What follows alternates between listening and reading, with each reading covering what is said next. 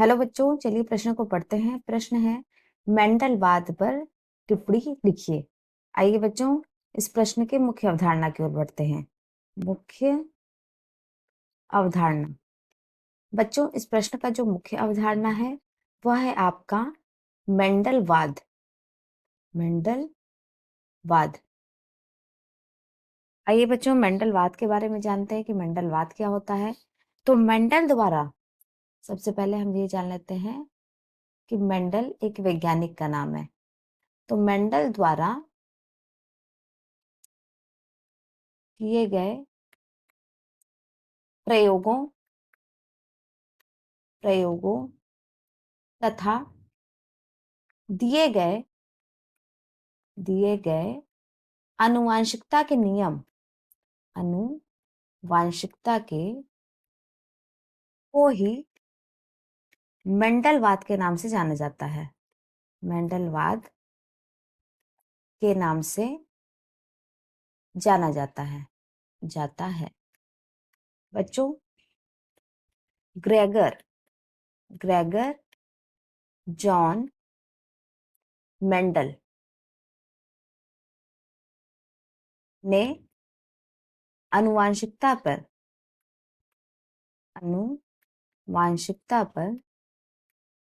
महत्वपूर्ण कार्य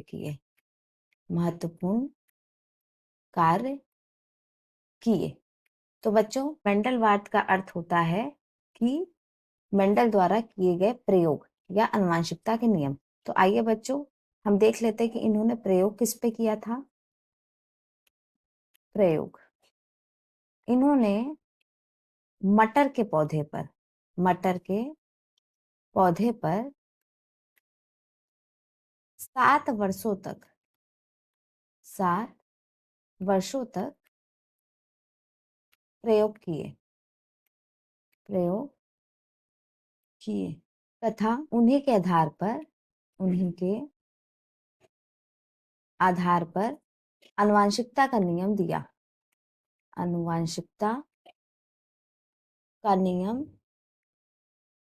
दिया। आइए बच्चों, तो हम इसका नियम देख लेते हैं। नियम इन्होंने 3 नियम दिए, नाम जान लेते हैं। पहला है प्रभाविता का नियम। दूसरा है पृथक्करण का नियम। और तीसरा है बच्चों स्वतंत्र अपव्यूहन का नियम।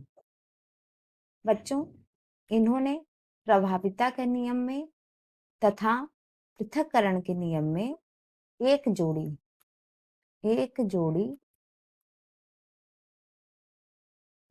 विपरीत लक्षण को ध्यान में रखकर क्रॉस कराया। तो बच्चों, तीसरा नियम है स्वतंत्र अपवहन का नियम। इसमें इन्होंने दो जोड़ी को लेकर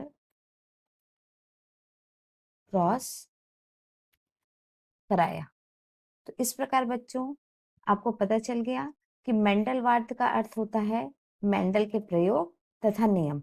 आशा करते हैं बच्चों, मुख्य अवधारणा के आधार पर प्रश्न का उत्तर समझ आया होगा। धन्यवाद।